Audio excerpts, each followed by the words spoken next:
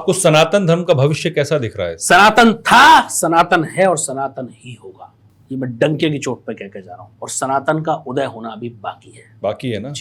सनातन का अस्त, सनातन ने बहुत समय तक कुछ दंश झेले हैं जिसकी वजह से सनातन को नीचे आना पड़ा, लेकिन सनातन का उदय होना अभी बाकी है। तो उदय कब तक दिख रहा है आपको? लगातार देखते जाइए अगले 20 वर्ष। अच्छा, मैंने बहुत बड़ी बड़ी भविष्यवाणियां करी हुई हैं, कुछ मैं जिक्र कर देता हूं यहाँ। कुछ लोगों ने मेरे से कुछ समय पहले एक प्रश्न किया कि जो सनातनी मंदिर है उनको फ्रीडम कब मिलेगी सरकार से। इस पर भी मेरी चर्चा हुई एक पॉडकास्ट में।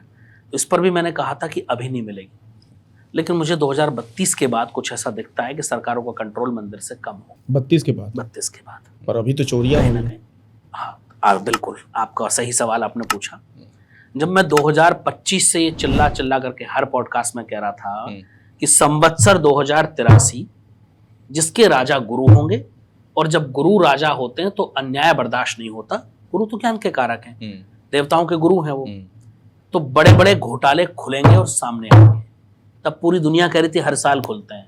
आज से पहले खुला ऐसा घोटाला राम मंदिर में जैसा खुला? नहीं खुला। और वो भविष्यवाणी पूरी नहीं हुई है मेरी अभी।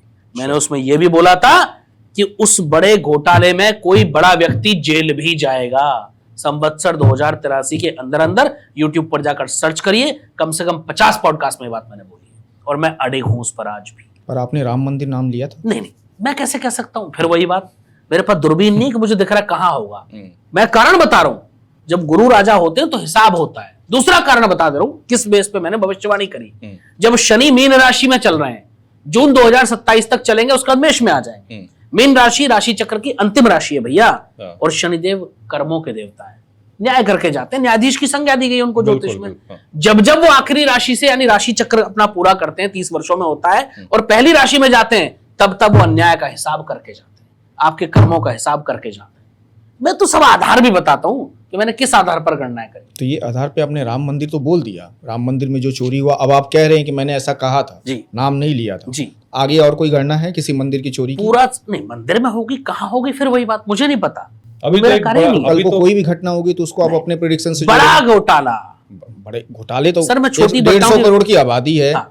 ठीक है जी। जहाँ 5000 सांसद बैठे हैं जी, उसमें से 2500 से ज्यादा चोर हैं जी, तो निश्चित है कि कोई ना कोई 500 सांसद, कोई ना आपने गलत बोला। 500 सांसद, 500 टोटल 5000 विधायक सांसद सब मिला के नहीं, 5000 नहीं होंगे। विधायक सांसद नहीं है, विधायक उससे सांसद हो सकते हैं, दोनों मिला के हैं, उसमें से 2500 चोर हैं। जी। तो आप मान के चलिए कहीं ना कहीं कुछ ना कुछ घोटाले तो होते रहेंगे। अब देखिए मैं आपको समझा देता हूँ जी, ज्योतिष कैसे काम करती है। जब मैं कह रहा था कि 2026 में मुझे दुनिया में बड़ी आग दिखती है, तब लोग कह रहे थे हर साल आग लगती है। तेल के कुओं में इससे पहले आग लगी कभी?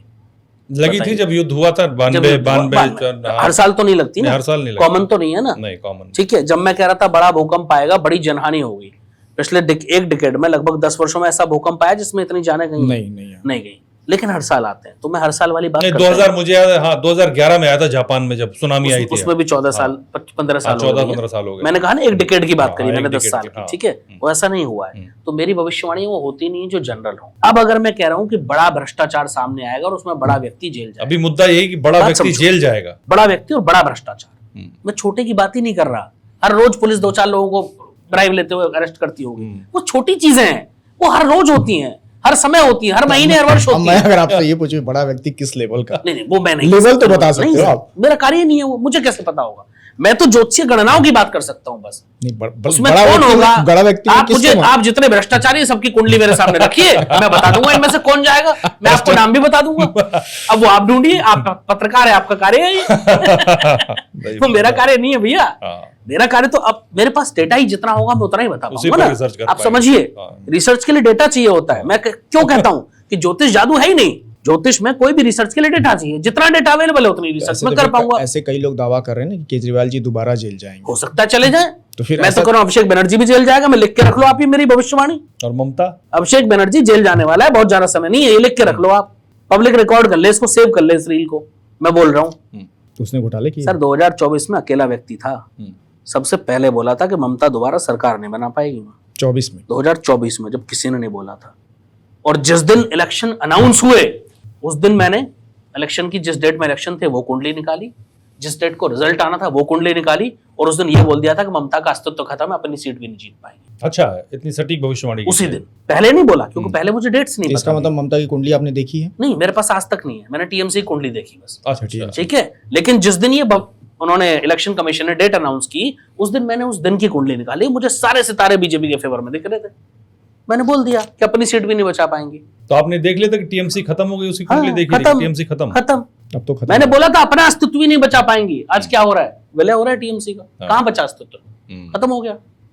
और आपको एक बात बता दूं सर, राम तो राम थे, राम के विरुद्ध कांग्रेस ने बोला खत्म हो गई, राम के विरुद्ध टीएमसी ने बोला खत्म हो गई, और भी कोई बोलेगा तो खत्म ही होगा, ये लिख लो।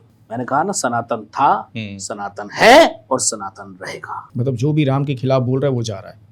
भगवान के, ईश्वर के खिलाफ आप बोलोगे तो कैसे चल पाएगा? आप कांग्रेस ने कहा था ना काल्पनिक है राम, तो आज खुद ही काल्पनिक पार्टी बन गई है कांग्रेस। हलफनामा दिया था सुप्रीम कोर्ट में, राम सेतु कुछ नहीं है। हाँ, तो आज कांग्रेस खुद काल्पनिक पार्टी बन के रह गई है, छोटी छोटी पार्टियों के सहारे चुनाव लड़ रही है। क्या अस्तित्व बचा है? देश की इतनी बड़ी पार्टी जिसने इतने साल देश पर शासन किया हो, आज कोई अस्तित्व बचा? तो फिर आप मुझे यही बता दीजिए कि आज की तारीख में जी कौन सा ऐसा इंसान है वो गलती ना करे कि उसकी जड़ें खत्म हो जाए, क्योंकि आध्यात्मिक गलतियां बहुत सारे लोग कर रहे हैं। हाँ, बहुत कर रहे हैं। और मैं हमेशा कहता हूं, आपने कांग्रेस की बताई, आपने टीएमसी की सर, बताई, पर इंसान मैं ना करे। सबकी बोलता हूं, मैं लेकिन हमेशा अंकित जी, एक यही सवाल, ही मैं इसको आगे बढ़ा दूं। जी जो आदमी राम का नाम लेके आया सत्ता में, जी। जो 2 सीटें जीतते थे, जी। वो भी तो राम के नाम को दुरुपयोग कर रहे हैं, उनका क्या होने वाला है? देखो, ईश्वर न्याय करते हैं, वो किसी के नहीं होते, वो अन्याय के नहीं होते कभी। ईश्वर न्याय प्रिय होते हैं, ठीक है? वो कोई भी हो, जो अन्याय करेगा उसको भोगना है। मैं हमेशा कहता हूं, कर्मा कम्स बैक, पीछा नहीं छोड़ते कर्म आपके। कोई भी व्यक्ति हो, मैं हूं, आप हो या कोई और हो, कर्म जो करोगे भोगना पड़ेगा, आज नहीं तो कल। धृतराष्ट्र को बंधा होना पड़ा तो उसने भगवान कृष्ण से कहा कि मुझे 101 जन्मों का याद है केशव, मैंने तो कोई ऐसा कार्य नहीं किया जिसके कारण अंधा होना पड़ा। तो प्रभु ने योग माया से 101 से पहले जन्मों को उसको दिखाया और कहा, देख हिरण की आंख में तूने तीर मारा था, तो भोगना तो पड़ेगा। और मैं एक बात और कह के जाता हूं कि 90% कर्म आपके 80-90% इसी जन्म में भोगने पड़ते हैं, इसलिए अपने कर्म सुधार लो। एक समय पे लगता था कांग्रेस को कि कभी ऐसा हो सकता है कि हमारा अस्तित्व खत्म होगा, नहीं, कभी नहीं लगता था। एक समय पे मायावती को लगता था कभी खत्म हो जाएगी मेरी पार्टी, 2 बार मुख्यमंत्री बनी, 3 बार प्रदेश की, बड़े सूबे की मुख्यमंत्री रहना और हनक के साथ राज करना मजाक नहीं था। कभी लगा? नहीं लगा। लेकिन कर्मा कम्स बैक।